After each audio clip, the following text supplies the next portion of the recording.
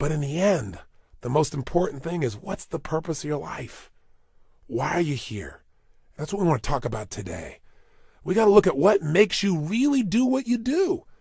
Everything on earth has a purpose, and you do too. That purpose provides an inner drive that once you tap into it can give your life immense fulfillment. It'll also give you certainty. Because right now we're in a world that's changing so rapidly that virtually every time you turn around, you hear about something else that's changing. And I personally get to deal with hundreds of thousands of people per year. I see about 250 to 300,000 people a year in my live programs. And I hear so much excitement, and I also hear so much fear about the pace of change. I mean, we've all talked about changes happening so rapidly now and paradigm shifts. All that stuff has become so overused at this point that we've become numb to it. But it's true. Never in the history of the world have things changed so rapidly. So you need to find something that's eternal inside of yourself, that no matter what changes on the surface, this part of you does not change. It's the part you come back to, the part that guides you, the part that really makes you fulfilled. And that's your purpose. Because all of a sudden, when you find out a friend's got cancer, or you turn around and you see that 35,000 people at IBM got laid off, or an entire industry disappeared overnight because a new one was created, it'll give you a way to find some good in virtually anything. Your purpose is available to you at any moment in your life, but you got to know what it is. Before we get into it, let me back up a little bit here. Okay, I have a good friend who's one of the most successful financial people in the country. He works in all these financial markets. He's an incredibly successful businessman, and I know he's working very hard right now on a goal. And I went to visit him recently, and boy, he's working hard, and he's going to achieve that goal, but when the goal's finally there, then he's going to be happy. And I thought, no. Each moment we've got to be able to find some sense of meaning for our lives, something that is significant, something that is useful. And we all know this is not a new conversation, but as your coach and as your friend in these tapes, I'd like to draw your attention to some things that maybe you already know but haven't thought about for a while. Maybe get you to put some of your focus into the most important area of life, which is enhancing meaning. See, all of us in life have to have a reason to be here. If all you're doing out there is going out and trying to achieve goals, and then you achieve them, then I'm sure you've run into that trip-up wire that says, okay, I've achieved the goal, and now what? Right? You achieve the goal, and your brain says, is this all there is? See, the purpose of a goal, as I've shared with you so many times, is not to achieve the goal. The purpose of the goal is what it makes of us as people, who we become. Ultimately, though, we have to have a sense that who we even have become has some kind of meaning. Without that, there's not a reason to live. There's not a reason to get up. There's not a reason to go out there and make it happen. What's really controlling this man's life is fear. When people say they're cynical or they're pessimistic, what they're really screaming out to you is, I'm scared out of my mind. I'm afraid to dream again. I'm afraid to think about what's possible. I'm afraid to really put myself on the line and say, I'm going to go for something. I'm going to stand for something. I'm going to put myself on the line in a relationship or in my business or my vision to make a difference in the world. Because you know what? Maybe at one time this person did that. Maybe they tried it several times and it didn't work and they got pain and pain and pain. Pretty soon they didn't want the pain, so they stopped dreaming. They stopped envisioning. They stopped coming up with meaning. Instead, they try to keep themselves away from the pain by saying, well, there's no meaning in it all anyway. But unfortunately, that gives you the ultimate pain because it gives you a life without meaning. And no one can live a life that's fulfilled without a sense of meaning. See, we've been put here for a reason. The question is why? And the answer, I think, is different for every one of us. It's different for me than it is for you, and yet it's the same. Every one of us has been put here. Every one of us is unique and different and special.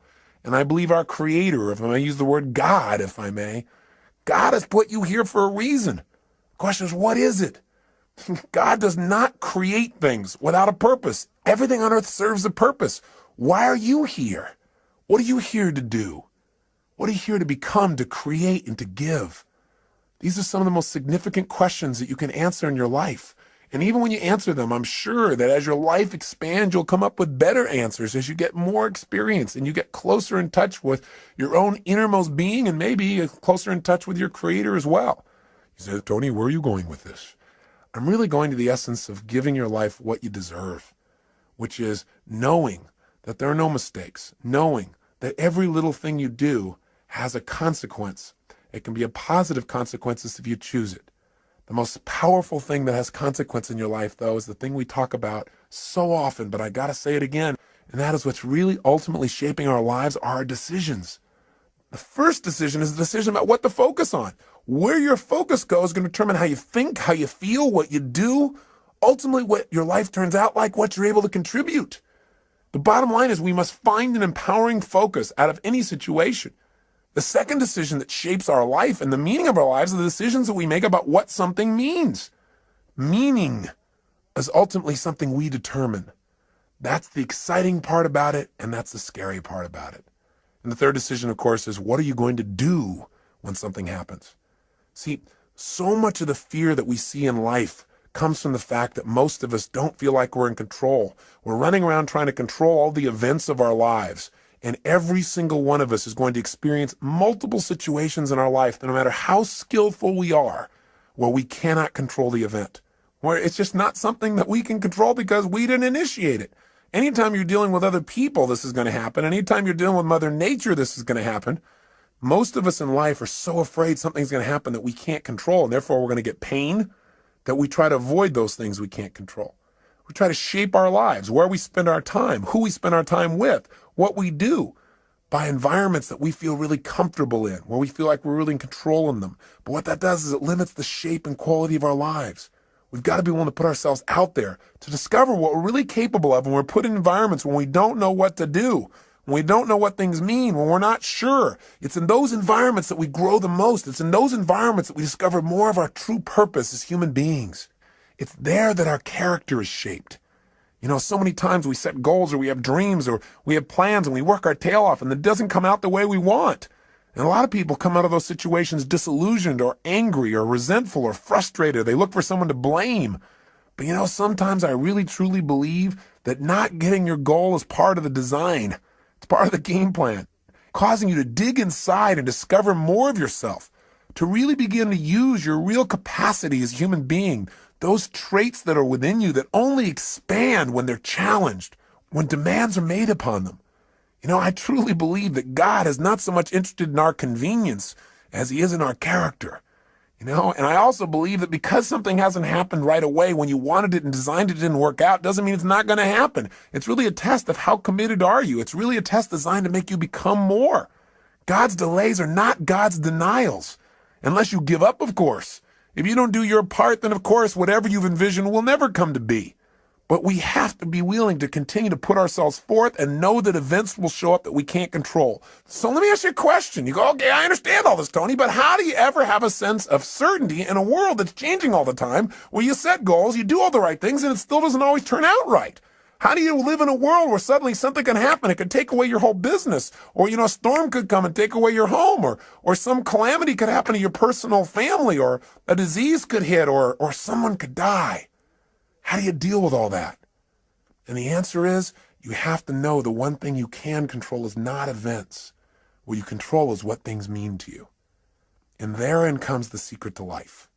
Because no matter what happens in your life, the meaning of what has happened is yours. You get to determine it as long as you're conscious and you don't allow the people around you to teach you what to think.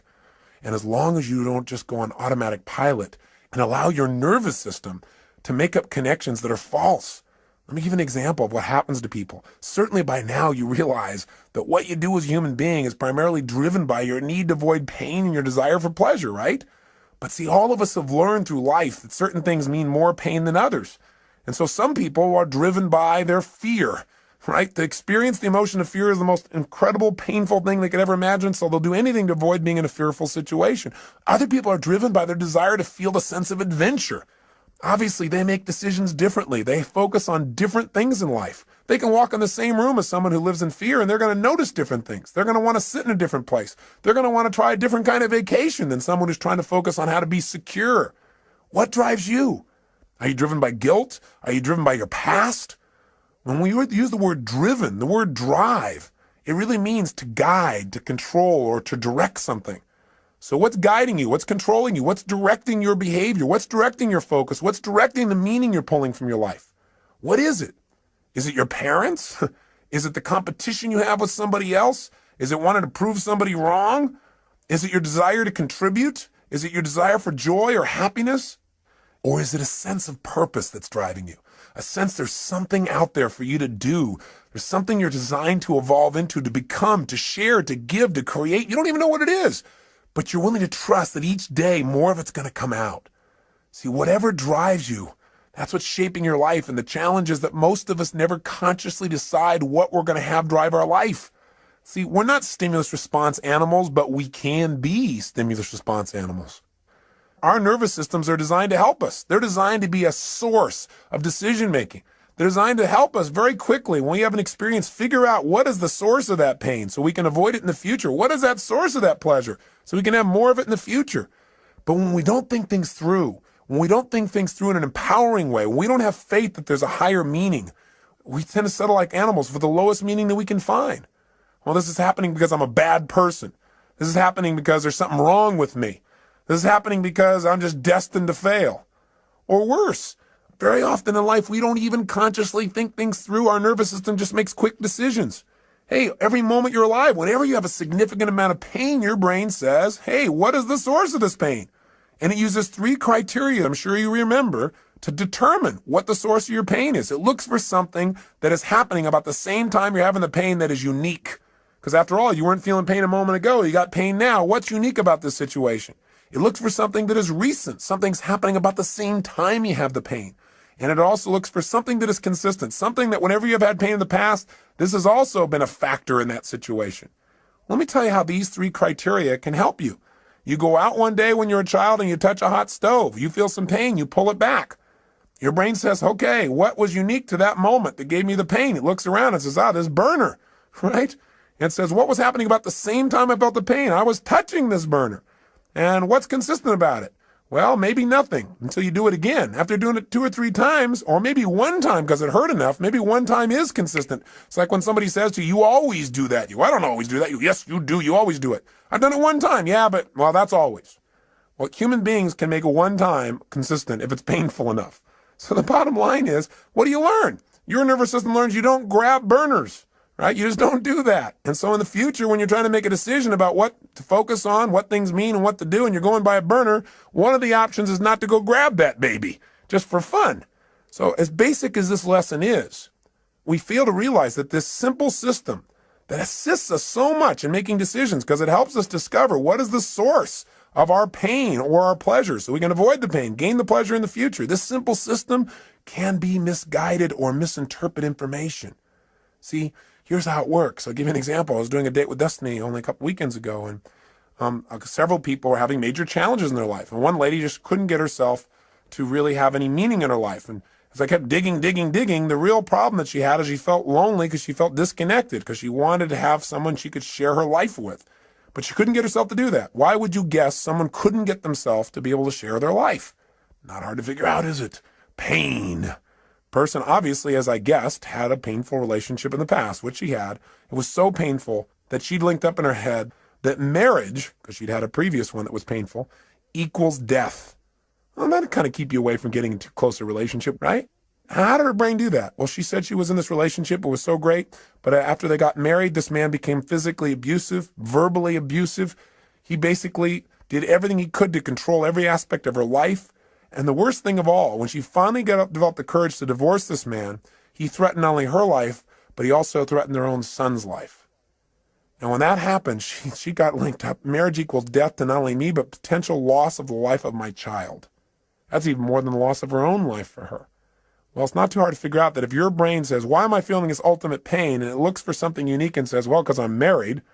And then it looks around and says, what was happening about the same time I felt the pain? Marriage. And you say, what was consistent during the pain? You go, marriage. Pretty soon you're going to avoid marriage, but it doesn't stop there. Her brain also linked up that the cause of her pain was something else too, men. Because after all, what was unique? I had this man around. I was married to a man, right? And then secondly, what else was going on? Well, about the same time I was feeling the pain, I was with this man. And sure enough, what was recent? This man. Right about the time I had the pain, he was there every time. So sure enough, all of a sudden she's avoiding all men. But it didn't stop there. She also linked up that the reason she felt this pain was because she trusted. So as a result, her brain linked up unconsciously, if you trust, then you will die. Now, I would say to you the opposite is true. If you don't trust, if you don't have faith, then you instantly die internally. You may not die physically, but you die emotionally. Because anything that's worth living in life requires faith. It requires trusting. It requires knowing that you can get out of the chair and walk on this floor And when you step out on the floor, you don't stop and have to analyze, can I do this? And you don't weigh everything and think about your weight and the structure of the floor and what's underneath it. You just trust. Otherwise, you'd be immobilized. You have to trust to drive a car. You have to have faith to enter a relationship. You have faith to start a business. You have to have faith when all of a sudden somebody at this company says these 35,000 people are gone. You have to have faith that if you're one of those 35,000, that there is a better plan for you and that you will now act on that faith and take action and find that better plan, that better solution for your life. You must have that. When you lose trust, you lose meaning. When you lose meaning, you lose your life. Again, maybe not physically, but certainly emotionally. And when you lose it emotionally, the physical loss of life often is not that far behind. Medical researchers are now proving that the mind-body connection is not some psychobabble, but a physical reality, that the way we think and the way we feel about our lives affects us physically. In fact, Dr. Chopra recently shared with me that there is a new study that was done in the state of Massachusetts where they began to study what causes someone to die of their first heart attack before the age of 50, where they never get another chance. In other words, what was the number one risk factor they wanted to know? And they assumed that what would cause someone to die from just their very first heart attack, never get another chance, would be a person just had so much cholesterol in their body wasn't able to recover. And they found out that was not the number one risk factor. Then they thought, well, maybe they had diabetes. Maybe it was more of a genetic factor. They once again disproved that theory. What the Department of Health, Education, and Welfare for the state of Massachusetts states in their article clearly is the most important risk factor to determine that you will die of your first heart attack and not get a second chance is what they call job dissatisfaction. You got to have a deeper meaning for your life than, oh, I'm on that grindstone again, or I'm on that treadmill. No wonder most people in life turn to alcohol or drugs or television. And even then they can't find something to entertain themselves. Even then they don't sense any fulfillment because distraction does not create a life of significance. Distraction does not create joy. Distraction will not give you what you're seeking. Drugs will not change your life for the better. Right? What they'll do is hurt you. They'll create pain. And there are all kinds of drugs. Anything that doesn't expand you as a human being or allow you to share more love and joy with others in a natural way that enhances your physiology and your mind, your emotions, and your spirit is something you probably don't need. You got to grow. You got to expand. You got to contribute. You got to know that you're here for a purpose. There are no mistakes. There is a meaning. Even if you haven't found it yet, you must discover it. And you know what? For most people, they don't discover the meaning of their life until their life is over. What a sad place to be.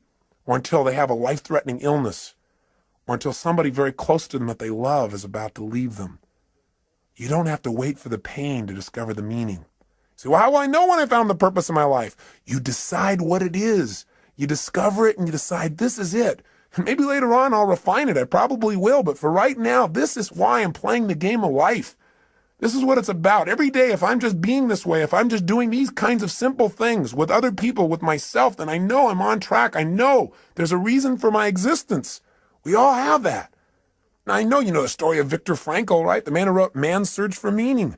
Here's a man who's in a Nazi concentration camp with pain everywhere around him, knowing at any moment he could be gassed or maybe spared. And if he was spared, he'd have the unique privilege of going out and taking the dead bodies out of those gas chambers, putting them in the big ovens. Talk about intense. And yet somehow in the midst of that pain, he found a deeper meaning.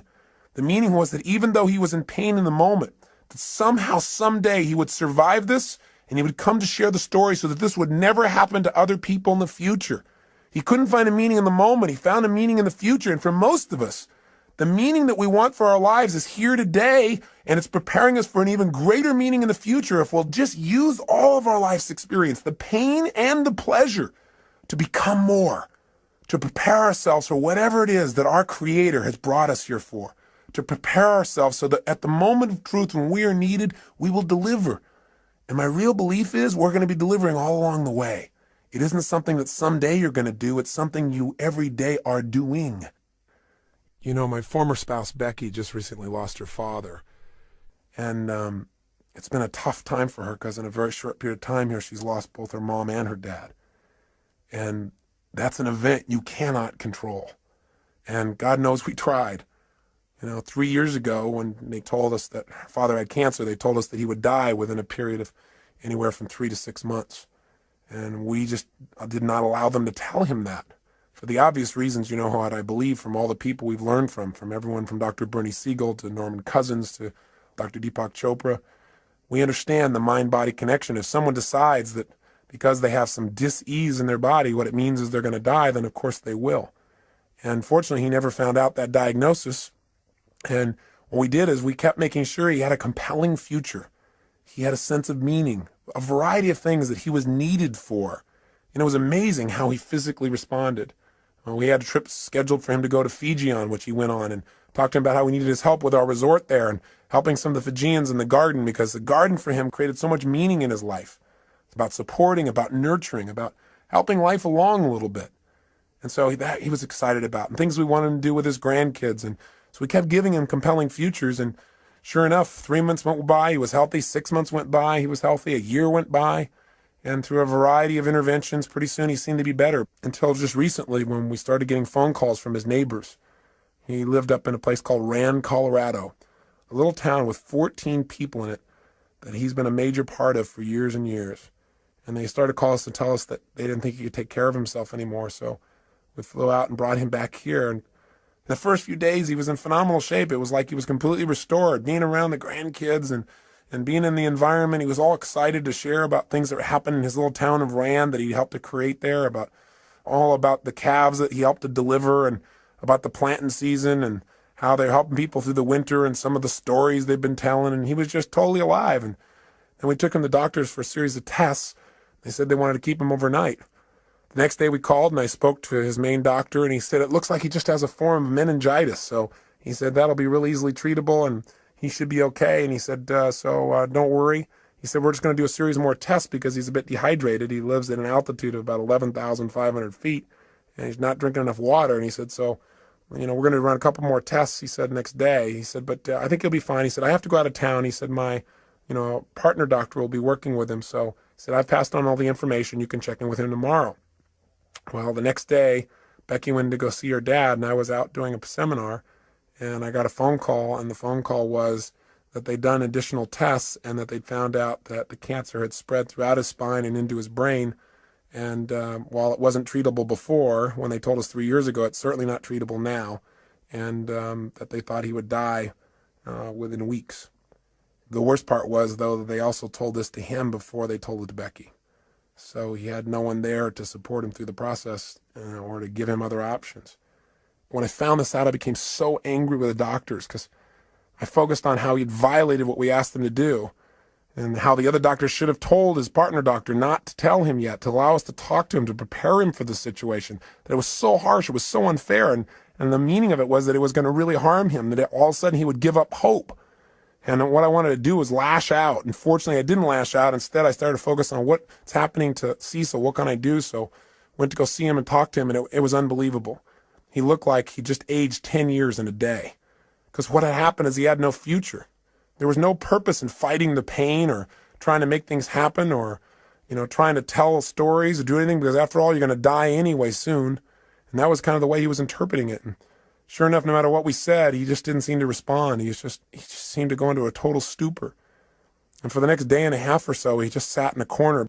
And he really didn't say very much or communicate very much. He just said not to bother with him, that he was fine. But he didn't open up emotionally. And I just sat down with him and I cried, and I told him how much I loved him and how much Becky loved him and how he needed to share with us what he was really feeling, because holding that back wasn't protecting us from pain. We just felt separate from him. That he could choose what this was going to mean for his life. The doctors had told us 3 years ago that he was going to die within a matter of months then. And here he was 3 years later. I said, what if you would have just sat around for 3 years in this little corner doing nothing because you thought you were going to die any day or any week? I said, that'd be pretty crazy, huh? And he started to laugh. I said, look at this. I said, you can't just sit off in this corner. Hey, you might die tomorrow. You might die in 6 weeks. You might die in 6 months. You might die in 6 years. You might die in 10 or 20 years and really screw these people's brains up. I said, it doesn't matter how long you're going to live. What's going to matter is how you're going to live while you're here. I said, you've lived an incredible life. In World War II, you were a pilot, You were a businessman. Now you're this guy who's touching this little town up in Colorado where everybody knows you and cares about you and loves you because you love them. I said, you've raised these incredible kids. I said, if you're going to go out in style. Go out because you decided to go out in an energy that you want to, where you really enjoy your life. Don't just shut down because somebody told you your life's over because you buy into it. Don't do it. And then he said, well, Tony, he said, the truth is, I'm not afraid to die.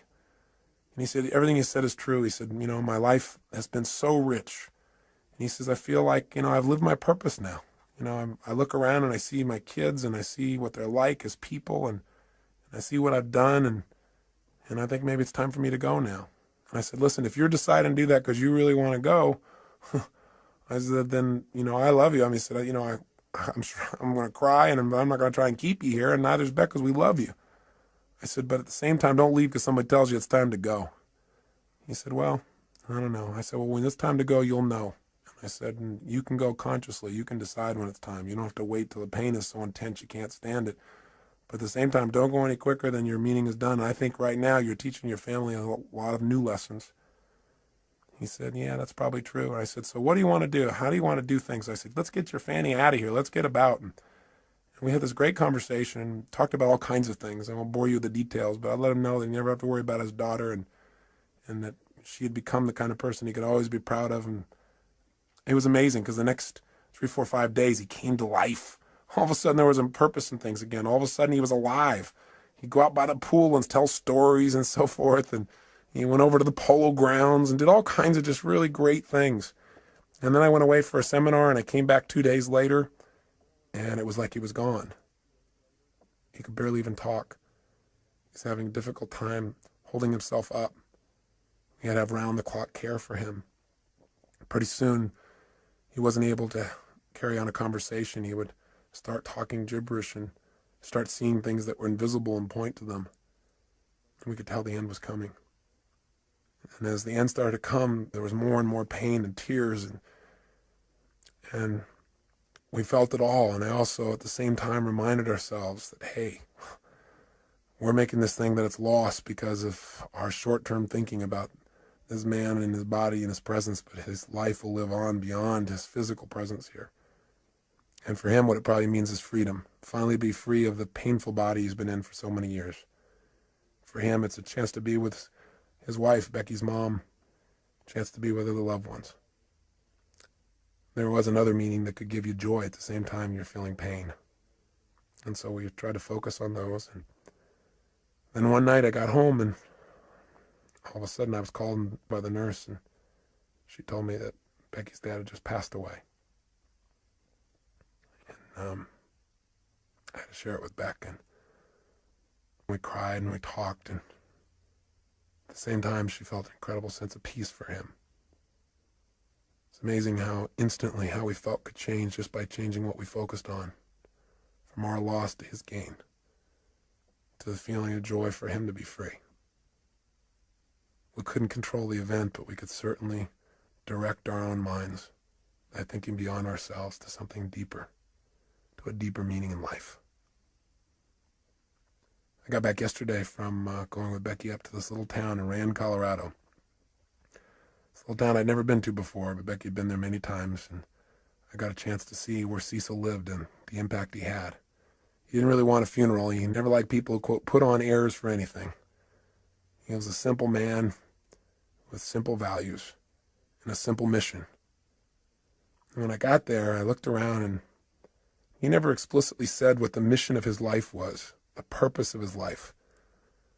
But in a town of 14 people, and we went out to this gravesite to put his body into the ground, and suddenly person after person started showing up. We knew all 14 people would be there because we knew he'd touched them all. They all loved him. He was the storyteller. He was the man who took an old car years ago and painted it black and white and put a star on the side and put a dome in the inside with glasses and made it look like a police car, so that when people came running through this little town, which consists of about 7 or 8 buildings, that they might slow down. His house was called the Rand Yacht Club because he invited everybody up for coffee every single morning, at least 300 days a year. Figured out how he could tell them a story and cheer them up. He used to run a little restaurant there called the Liar's Lair. The reason was because he had people, he'd tell people stories, and he'd tell the wildest tales and get people to believe them. Sure enough, after about 10 or 15 years, they began to realize that some of these things were stories. And they all laughed as they told me stories about this incredible man who touched their lives. But when we got to the gravesite, not only did 14 people show up, but in this little town that's 4 hours outside of Denver, people came from all over. People came from Wyoming. People came from Denver. pretty soon there were 100 people at a gravesite where there's not supposed to be a service to honor a man who touched their lives.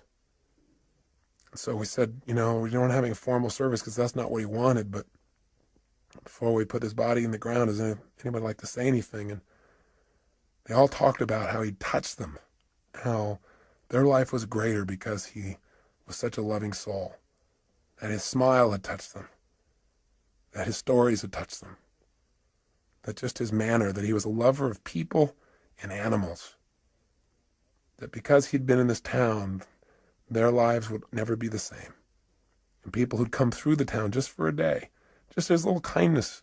He was a man who said, if you can't say something nice about something, don't say anything at all. He never said a negative word about anybody. In fact, one man, probably the most telling tale of this man's life, he said, Cecil's the kind of guy, he said, I sat down one day with him and said, what are you doing about all those rodents that keep stealing all our animals? Are you poisoning them? Or are you shooting them? Are you trapping them? Are you killing them? What are you doing? He said, because they're taking all my stuff. And Cecil said, no, he said, I just plant twice as much. I thought, what a life. What a man. See, his life was his mission. His mission was real simple. Love people, love animals, love beings. Make the world a little bit better by just being nice. He lived a life of significance, one that had meaning. He didn't go out and change everything on earth. He didn't make $1 billion.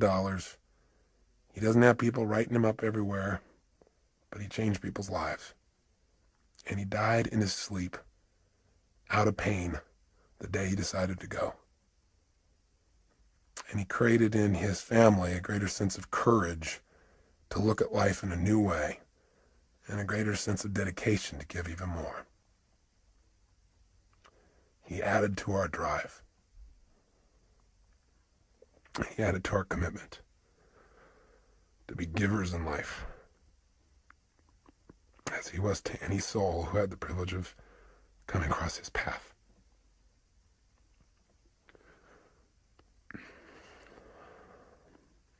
I hope it also makes you think about what's most important in your life. I remember an interview with Michael Landon in Life magazine when he knew he was going to go.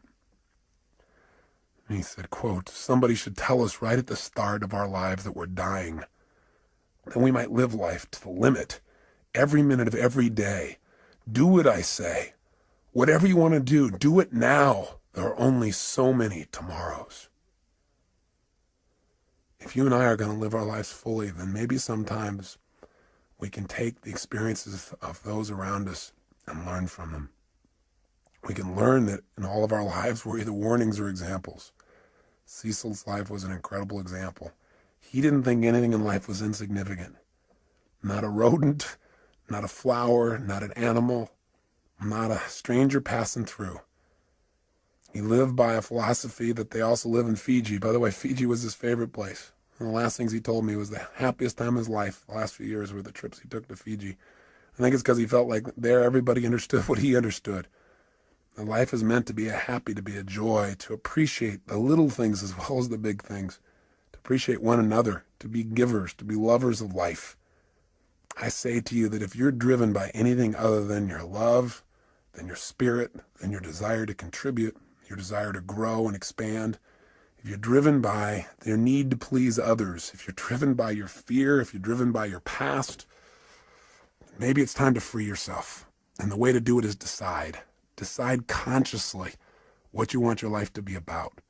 Decide consciously what's the purpose of your life. Something simple. Something you can live every single day. I think that when I look at people's lives and I see the people who are having so much difficulty, I think the number one reason why people fail to experience joy in life, experience life as a win, is not because their life isn't the win, because the win can be just reaching out and touching somebody around you. The win can be just telling somebody that you love them. The win can be taking care of your body, God's temple. The win can be stopping and feeling grateful. The win can be anywhere. You don't have to land on the moon to have the win, and you can enjoy landing on the moon too. But how much better to enjoy the process? Because we're going to spend most of our life in process towards the achievement of goals.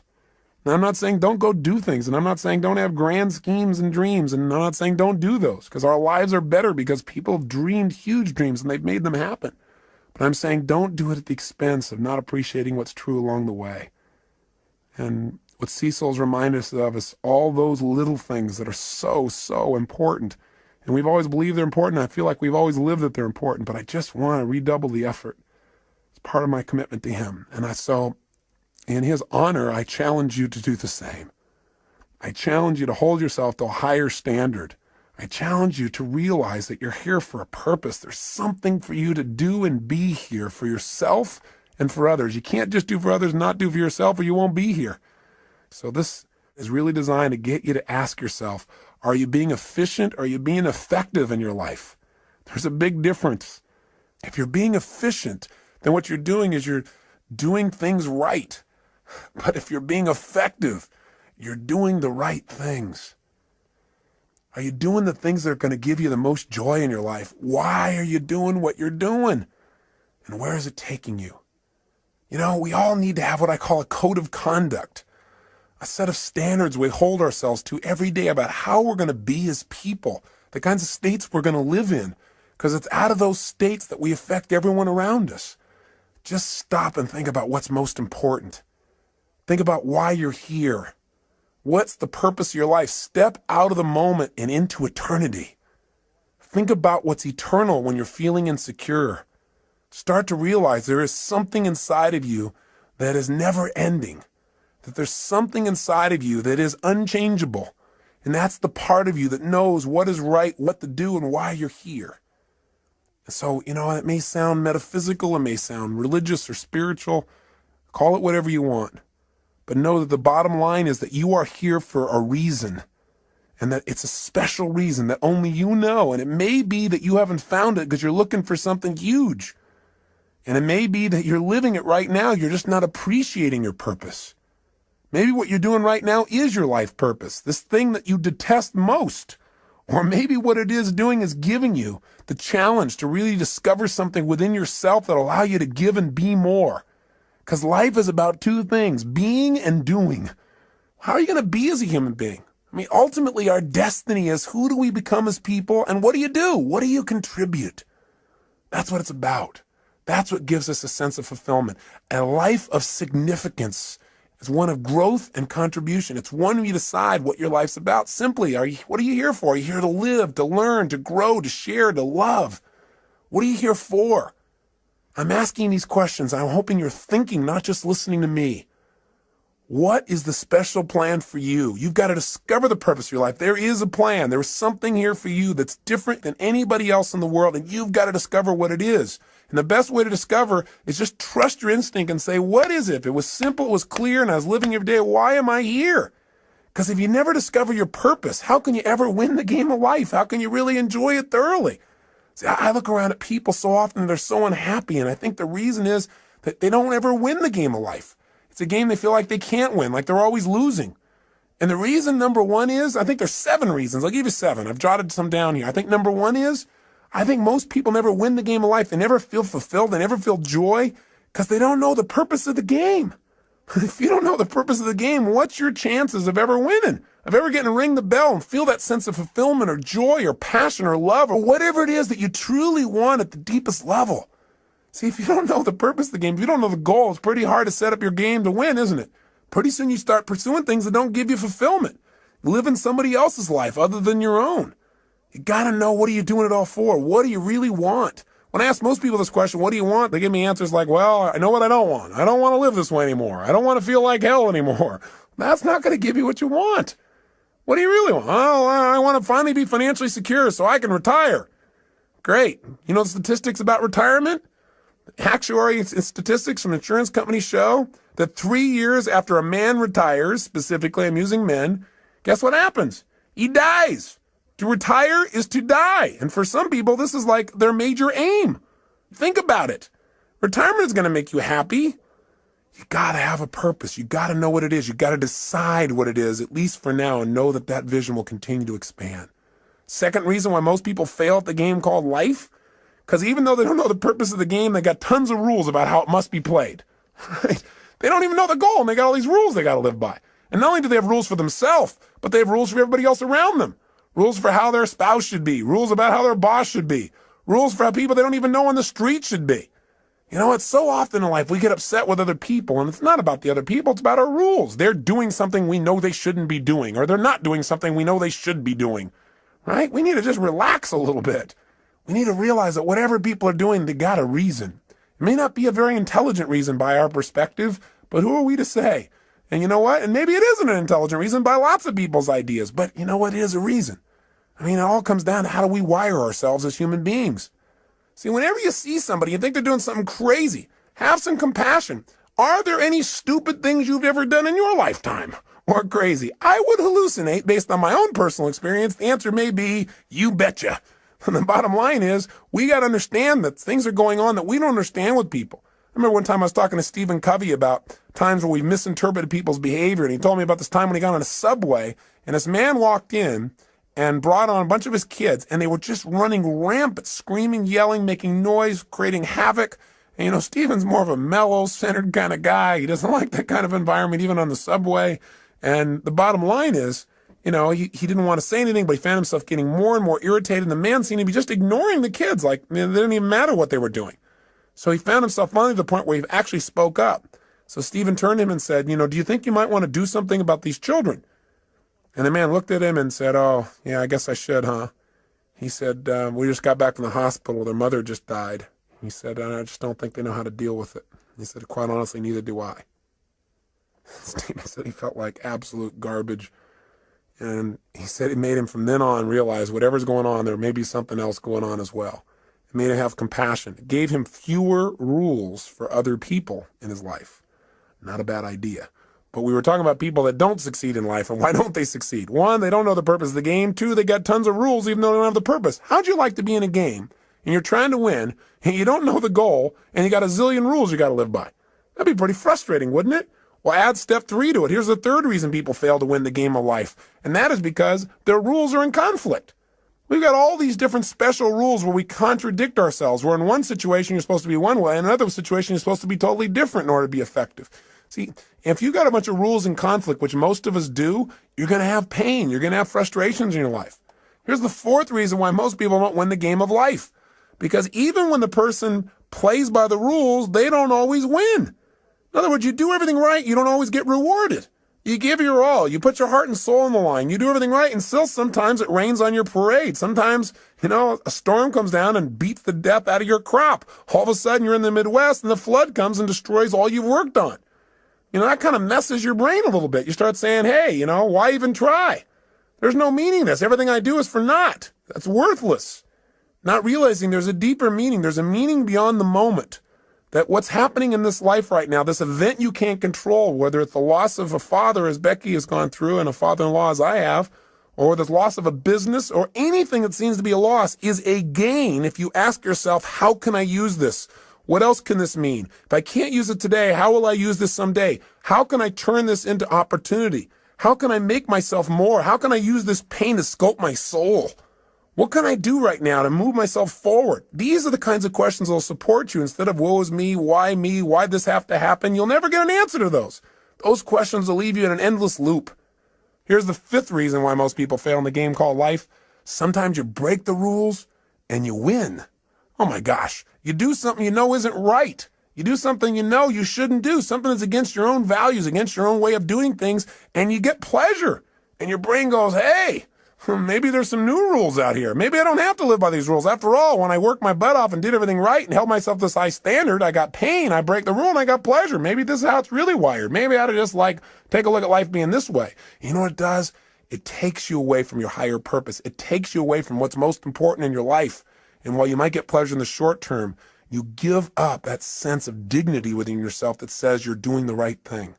That's what causes more people to fail in life than I think almost anything else. Because the ultimate pleasure in life requires sometimes short-term pain to get to it. And that ultimate pleasure is who you become, what you contribute, and the experience of life that you have because of that growth and contribution.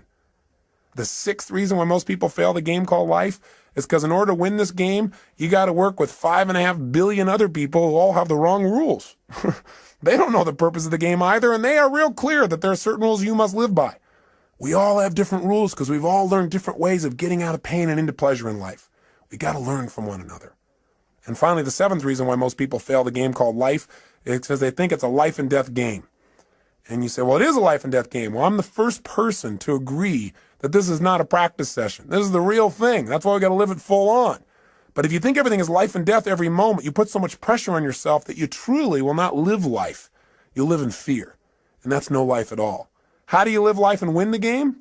Well, in spite of all this stuff that sounds so terrible, there are people that seem to be winning, seem to be fulfilled, seem to be making a difference, seem to have a great deal of joy in their life. And they seem to have it consistently. And they're not doing it through drugs or alcohol or distraction. They're doing it through living a life of significance. How have they done it? They do what we do in our Date with Destiny seminar. We accomplished 7 things in that seminar. And I bring it up because I hope you'll take the time and actually come, where we'll get your purpose and your mission statement and your values all in the exact order you ideally need them to be, so you're being pulled in the direction you want instead of being pulled in multiple directions. But for right now, here's what we do. And this is what we're going to start doing on this tape. Is the first thing these people have who succeed or are fulfilled is they've decided what the purpose of the game is, at least for right now. Do you follow me on this? They said, okay, I don't know what the purpose is ultimately, but let me just decide. For right now, the purpose of my life is to what? It's to love and be loved. It's to grow. It's to expand. It's to make a difference. Do this. It's do that. They come up with a purpose, which is what I want you to do at the end of this tape. To start, I know it's not the end all and be all from one tape, but I want to get you started on a mission statement, a purpose statement for your life. You got to have that. If you don't at least have a target, if you don't know what the goal of the game is, you don't know what to decide to do. We have all these choices, all these opportunities. So you don't have to choose between something that's good and bad. You have to choose between something that's good and something that's great. But if you don't know what your purpose is, if you don't know what you value most in life, you can't make an easy decision. All decision making is value clarification. See, if you don't know where you're going, then you can get there by any road because you're not going to know the difference. You know, everything looks like a great opportunity. One of the biggest challenges in life is choosing, focusing your life, deciding what to spend your time on, what to spend your energy on. Having a clear purpose allows you to do that. The second thing you want to do to make your life work, and those who succeed do this, is they have fewer rules. The more rules you have about how people have to be and how life has to be for you to be happy, the less happy you're going to be. See, the happiest people are those people that say, every day above ground is a great day. The happiest people are people who find joy in a smile, joy in adventure, joy in a simple action. So if you can find joy in that area, then all the big things are just a big bonus for you in your life.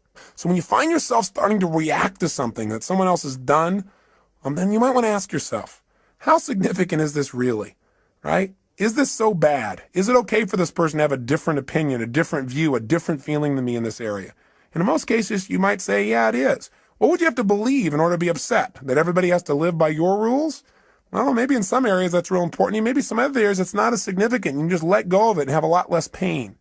The third thing that people who win the game of life seem to have in common is they've made their rules consistent. They found the conflicts in their life, and when they find them, they've been honest with themselves and say, this is a total contradiction of what I normally believe in other areas. No more. This is not how I'm going to live my life. Fourth thing these people do that make them succeed is they give themselves pleasure whenever they win, even when the world doesn't. This is really important. You got to realize that sometimes you'll do everything right and you won't get acknowledged. So what? Acknowledge yourself. You got to catch yourself doing little things right and give yourself the pleasure you deserve. After all, if somebody else tells you, hey, great job, and that makes you feel good, it's not them saying great job that makes you feel good. It's when they say great job, you stop and say, that means I get to feel good. And you send a little neurotransmitter that allows yourself to feel the pleasure feeling in your body. Why not just give it to yourself so that you keep yourself on track so you're always reinforcing good behaviors, excellent behaviors, commitments to your highest values. Fifth thing these people have in common is when they screw up, when they don't do things right, when they violate their own values, when they violate their own sense of purpose in life, they give themselves a short burst of pain. They say, hey, this is not who I am. I stand for more. They don't wait for the world to have to give them pain. That's why they're on track. The sixth thing that these people that win have in common is that they know that everybody in life has different rules. And so when they get in a relationship with people, they know they've got to have other people in their life to help succeed in a particular area. They try to find out their rules. Because if you know what's most important to people, if you know what their rules for life are, what their musts are in life, it's a lot easier. And lastly, people who succeed in life, they've learned that life has a purpose, but they also at the same time don't take life too seriously. They don't take themselves too seriously. What's that old funny metaphor? Why do angels fly? Because they take themselves lightly, right? The bottom line is we've got to look at life in a different way. Now, with all this conversation we've had here about purpose, what are you and I going to do right now so that you have a greater sense of meaning? Well, one is I don't need you to just go out and create this grandiose purpose and write pages and pages and pages. I think that the simplest things can be the most powerful things. So if you can now, close your eyes and think about what you want to be when you were going to grow up. Go back to a time when you were 5, 6, 7, 8, 9, 10 years old. What'd you want to be back then? What'd you want to do? Who were your role models? And why did you want to be that? Think about it just for a second in your head as I'm saying this. You might want to write a few of these things down. In fact, pretty soon you're definitely going to want to write things down. So it might be good to stop the tape right here and just think about what your purpose is and pull out a piece of paper and a pen or a little computer and let's work together on this for a second. What were some of the things you wanted to be when you were growing up, when you were a little kid? I remember one of the first things I wanted to be was an archaeologist. Now, whatever you wanted to be, here's the question I want to ask you. Why did you want to be that? In other words, what was the feeling you were hoping to get from that? What were the sensations? What were you wanting to be and do? What were you wanting to get from that? And when I think back and I think about what I really want to be as an archaeologist is I wanted to discover things. I mean, that was the biggest thing. I wanted to discover things that had not been discovered before, something new, something unique, something different. And I wanted to share that with people. I wanted to be a person who went out and discovered and then shared that discovery with others. And you know what's interesting? I'm doing that today. I'm just not sticking my head in the sand and doing it. I'm doing it by sticking my head in other people's brains and finding out what makes them tick and find out what makes me tick and then sharing some of that. But that feeling, that same feeling that I wanted then, I found a way to do it today in a new way. And so I challenge you to think about what was it you really wanted from that. Then think of something else you wanted to be when you're growing up. I wanted to also be a police artist later on. Remember that? You know, those guys that draw those pictures, you know, and show people and catch the bad guys. And why did I want to do that? What did I want to get from that? Oh, gosh. I thought about it. I said, well, I wanted to create. I wanted to be creative, and I wanted to help people. I wanted to help people do the right things. I wanted to get people out of their pain. I wanted to catch the bad guys. But most importantly, I wanted to create and help people. And guess what? I found a way to do that today, different than I originally thought, but the same purpose is there. Now, maybe it's not the same purpose for you for all the things you want to do. Maybe they have a common thread, or maybe they're different threads that are important. What else did you want to be when you're growing up, and why did you want it? What feelings did you hope it would give you? What did you hope would come from it? Think for a second. I'll give you another one of mine while you're thinking, try and trigger you. What else I wanted to do? Well, I wanted to definitely be a rock star. I wanted to be able to entertain people, to change their emotional states, to use my voice and my face and my body to give people more passion in their lives. And now I've found another way to do that. Plus, I get to work with some of these people. The other day, I got a chance to go to the Aerosmith concert. I kind of grew up listening to those guys. And I found out that Steven Tyler and some of these guys are fans of mine as well. Went backstage and I met Tim Collins, who's their manager, and he told me a phenomenal story. He said that years ago in the early 80s, when Aerosmith was in really bad shape, the guys were hooked on heroin and they were losing everything financially and the group had broken up, that he decided he was going to turn it around. And he read 2 books, Think and Grow Rich, and a little book called Unlimited Power. And he said that what he learned there gave him the inspiration and some of the tools and strategies to get himself off heroin and coke. And then he did a group intervention and helped the other guys do the same. And these guys are now on a mission. They're totally clean. And they're Evian water drinking guys that are out there sharing their rock and roll and their message, and they're doing it healthfully. I got a chance to meet Steven Tyler, who's just an incredible guy.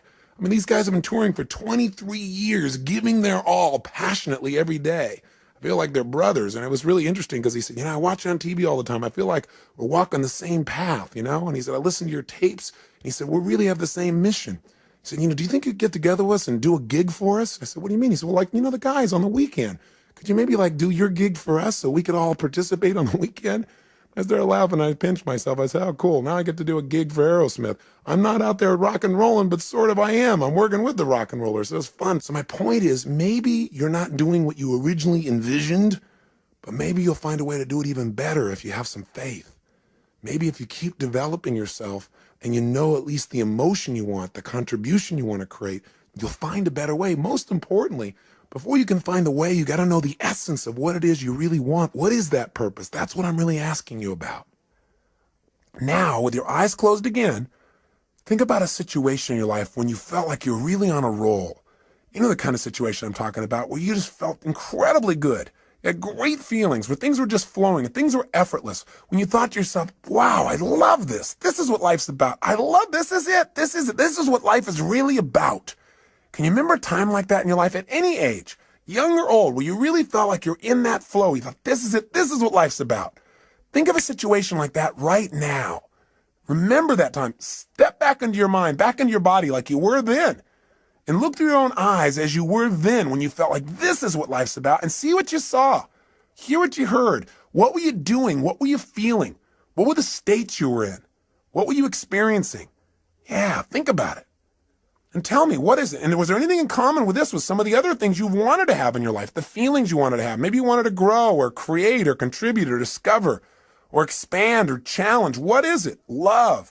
What were the feelings and what were you doing? And then when you get a sense of what that was, then think about this. Think of another situation in your life. Think of a second one when you felt like you were on a roll at some other point in your life, when things were flowing, when you felt this is it, this is what life's about. I love this. Think of another time like that and step into that situation as well. Step into it right now. As you step in that situation, look around, see what you saw then, hear what you heard then, feel what you were feeling then. What was happening in that moment? Not just what you were doing. Notice what you were doing. Were you creating or writing or speaking or communicating or manufacturing something or studying or learning? Or what were you doing? But also, how were you feeling? What were the states you're in? And what were you doing for others if they were involved? Were other people involved? What was the process? How were you being and what were you doing? Feel it in your body. Is there anything that is similar between this and the last experience? Or anything about this that's similar between this and the feelings that you wanted from those things you wanted to be when you were going to grow up? That's it. Notice it and capture not only the idea of this, but the feeling as well. Now, one more time, think of something else. Another time at any age when you felt like you were on a major roll. Things were really flowing, when you felt incredible, when you felt like, I love this. This is what life's really about. This is it. Think of another situation like that right now. And as you step into that situation right now, notice, what were you doing? What were you creating? What were you sharing? What were you feeling? And feeling these feelings, think about the purpose of your life. If you were going to say it in a simple phrase, not even paragraphs and paragraphs, simple phrase or a sentence or two, and you're going to write down the purpose of my life is to what? And if you're going to do it, and you're going to have a couple simple criteria. One is got to be stated positive. Not the purpose of my life is to stop all the horrible things in the world. No, something positive. Something stated in the positive. And if it was going to be something brief, and if it was going to be something emotionally charged in terms of its words for you, and it has to have how you're going to be as a person and what are you going to do. And it's got to include not just other people, like I'm going to change other people's lives or I'm going to make the world better for other people. You got to be in your own mission statement. You got to be your own purpose statement. You got to be in there too, and other people. Don't just have it. The purpose of my life is for me to be happy, because we're all connected. So if it's you and others, being and doing, brief and short, what is the purpose of your life? What is it?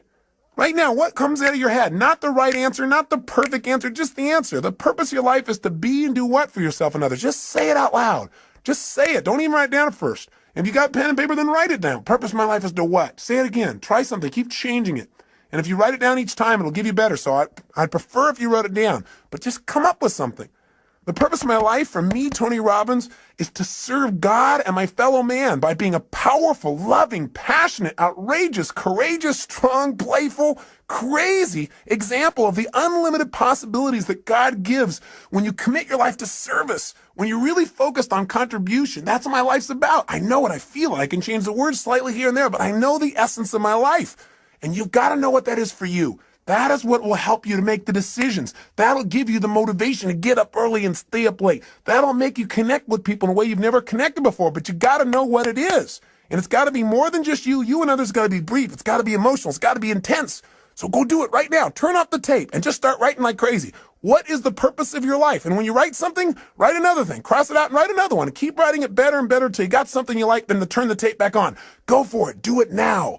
The purpose of your life is to what? You did turn the tape off, didn't you? You're not just sitting there thinking, come on, if you write it out, it'll be better with more precision. Turn it off. And if you're on your way back, then just ignore the last sentence. Welcome back. Now, do you got something you really like?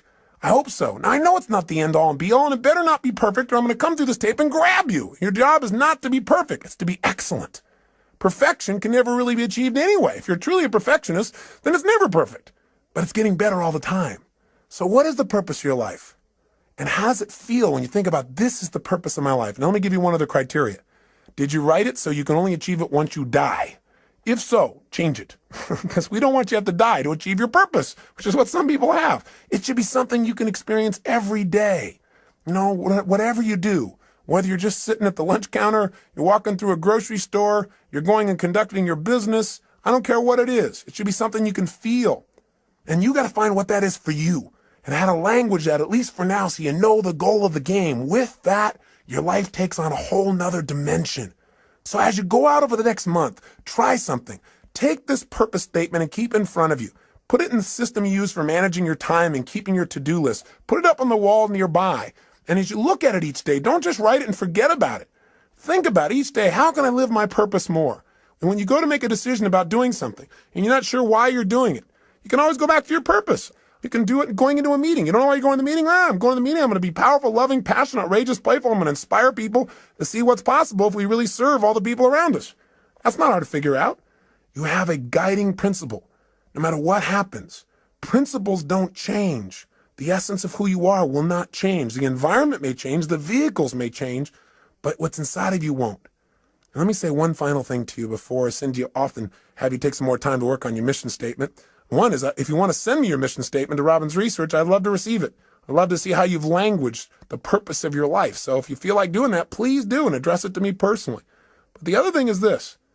I want you to realize that very often, not getting your dream gives you your destiny. What I mean by that is this. So often, as I said when we started this tape, people set up a goal or a dream and they don't get it, and then they feel so disappointed and so frustrated, sometimes resentful towards others or to their creator or towards themselves for not accomplishing or achieving it. But the truth of the matter is, whenever something happens, you must find an empowering meaning. You must ask yourself, how can I use this? If this was to serve a higher purpose in my life, how would I use it to serve a higher purpose? If this was going to make me into somebody more, how would I use it to make me more? And very often in life, if you really look back on your life, the worst situations in your life have been the best if you were willing to trust that it happened for a reason. That somehow, even though this is painful and you'd never want it to happen again, somehow this is going to serve you. Maybe you were hurt by someone or some situation, but because of that, your kids will never be hurt the same way you did when you were a child. Or maybe you went through some tough time, but because of that, you'd be able to help somebody else so they won't have to go through the same pain you did. Maybe the pain made you make a new decision and send you in a brand new direction that brought you to this destiny. I really, truly believe in my heart of hearts that if we're willing to trust and have faith and look for answers and actively pursue them, that every human experience supports us, even those that are painful. And I believe we can probably do them without the pain. But if the pain does strike or if something happens outside your control, which it will, then instead of living in fear that that'll happen someday, you want to live from the sense of certainty that says no matter what happens, I will benefit from it because I will look for benefits and therefore I will find them. It's that simple. And I'll give you a good metaphor. There's a great movie, I'm sure you recall, it was called Field of Dreams. In it, they said, if you build it, they will come. In the movie, Kevin Costner seeks out an old man by the name of Doc Graham. He's played by Burt Lancaster. And when he first meets this man, he's going to see him to tell him about a field of dreams that Kevin has developed, a place where these old men could come back and play again, to be young again, to live their dream. And when he meets Doc Graham, he starts to talk to him and he says, I understand that you only were able to play one inning in your life, because Doc Graham said, well, yeah, my whole life's dream was always to play baseball, to be a professional. He said, every single day I gave my all. I lived this passion. He said, I took ground balls and batting practice and I pushed myself. And he said, finally, I made it. I made it to the big leagues. And the whole season went by without my being able to play. And finally, at the end of the season, in the 8th inning, the coach looked over at me and said, kid, I want you in right field. He said, I was so happy. I couldn't believe it. I ran out onto the field. And he said, I stood out there in right field waiting for somebody to hit it to me, waiting for my chance. And nothing happened. Then when we came back in, he said, my turn to bat never came. And the next year, they, without giving me another chance or even giving me a chance, they sent me back to the minor leagues. And he said, I just couldn't take it. I couldn't take going through that again, so I quit. And Kevin Costner said, oh my God, that's unbelievable. What incredible pain. What devastation. That must have destroyed you. I mean, for any man to be that close to his dream and have your dream pass you by as if it doesn't even know it's you. He said that must have been the most destructive, painful thing. That's a total disaster. And Moonlight Graham said, no, son. He said, Playing baseball for only 5 minutes was not a disaster. Playing baseball for only 5 minutes was not devastating. What would have been a disaster, what would have been devastating, is if I'd only been a doctor for 5 minutes.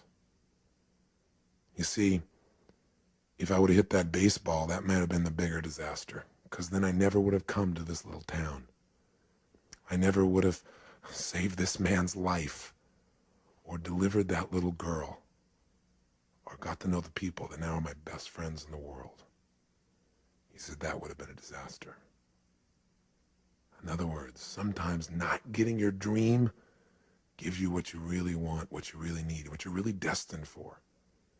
And if that part of the movie didn't give it to you, they followed up with another scene. Finally, there's a chance, Kevin Costner makes arrangements and he said, listen, there's this field of dreams. You can come on it. You can be young again. You can live your dreams still. And he brings Moonlight Graham to the field with all the other players. And when he steps out on the field, he's young again. And he's wearing his uniform and he can feel the warm sunshine on his body again and these youthful muscles and the smell of the fresh cut grass and the baseball in his hand. And finally, they're beginning to play. And just as Moonlight Graham is finally stepping in the batter's box, finally he's going to get a chance to get that hit in life, in professional baseball, his dream. Right at that moment, there's a scream in the stands because Kevin Costner and his brother are having a conversation. And his brother doesn't see these players on the field. He doesn't have the faith to experience the beauty and the joy and the fun and what's right there in front of him. He can't see it because of his lack of faith. And as they're arguing about this, he accidentally turns and knocks Kevin Costner's daughter off the top of the stands. She falls and hits her head, and she starts turning blue. And so all of a sudden they start yelling, oh my God, what are we gonna do? We gotta save her, she's dying. And all of a sudden Costner says, we need a doctor. And just as he hears those words, Moonlight Graham is about to swing the bat, and he says, I'm a doctor. He starts running full blast to help this child, but all of a sudden he stops. And he looks down, and there in front of him is the foul line that divides the field of dreams from the other world. And he knows if he crosses it, he can never go back. He can never live his dream. He doesn't hesitate anymore. He immediately steps across, and he saves the child's life. He loses his dream, but he lives his destiny. The moral is very simple.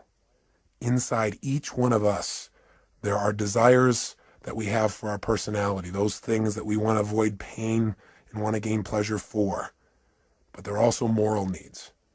There are those needs inside of us to go beyond ourselves to something greater, to something more, to give of ourselves in a way that maybe we've never given before, maybe a way that won't even be acknowledged, but will give us the greatest sense of fulfillment we've ever dreamed of in our lives.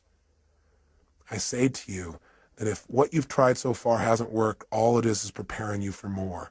But don't wait for the ultimate day when you save a life. Start saving a life today by enjoying the one you have. Start saving a life today by touching the people around you. Do what Cecil did. Be a person that loves people, animals, beings. Be a person that when things don't go you well, plant twice as much. Be a person who gives more than anybody else gives, and you'll be living your purpose no matter how you language it. Hold yourself to a higher standard, and someday you'll see something more dramatic, but along the way you'll enjoy the joy of knowing that you're living your life's purpose today. And isn't that what life's really about? Not waiting till someday, living it today. Hey, I want to thank you for spending this time with me. I am so grateful to God to have the opportunity to connect with you as if we've been friends for years, and we've not even met. But I hope in this time together that you've found some strategies, some tools, and maybe found a piece of yourself, reminded yourself of the truth of how unique and special you are. Not in an egotistical way, but everyone is. Everyone is unique and special in some way, and to think less of yourself is to slap the face of your Creator. You've been given gifts, and it's time to make them real. And Getting the Edge has been about sharing with you some of those tools, and the most important ones are taking that time for yourself. Please do that for yourself consistently. If you did nothing else out of this but that, I promise you, you'll see your future unfold, and you'll hear the whispers of destiny. You'll hear the guidance that's within you. But you got to take time to be alone and do that. And if you do it every day, you'll see a change. If you go through that results workshop and just change anything you're not willing to settle for anymore and be honest with yourself, if you take and make those relationships magnificent and not settle in this area either, my God, everything in life changes when you've got someone to share it with that you love. Everyone you've ever been in a relationship with is a bonus to you. It's one of God's great gifts. But if you can find that soulmate, you got everything. And I have to say that for me, finding my soulmate, finding my wife Sage, was the richest day of my life, and every day is richer because of it. I hope for you, my prayer for you, is you find someone like that you have that kind of love for, and they have that kind of love for you. Or if they're there, that you treasure them, and you find a way to make that juicier every single day. If you do that, and on top of it, you energize and alkalize and get that vitality in your body, if you master your finances, turn your emotions into your friend, and you find your purpose, then the life you create will be so much greater than your dreams. Your old dreams will seem like cartoons by comparison to the life you're living.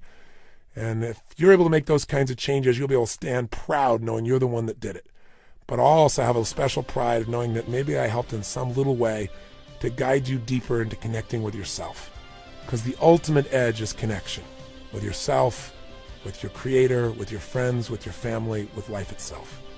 And if you do that, then these 7 sessions were certainly well worth both our time. So I wish you well, my friend, and for now I say so long. But I hope I'll see you sometime soon, and you'll share with me the story of your success and what you've done. Please email me, write me, or come see me at a seminar. I'd love to meet you personally. But until then, make sure that every day is lived to the fullest. Don't settle for less than you can be. Be one of the few who do versus the many who talk. And be sure to live with passion. God bless. I hope to see you soon.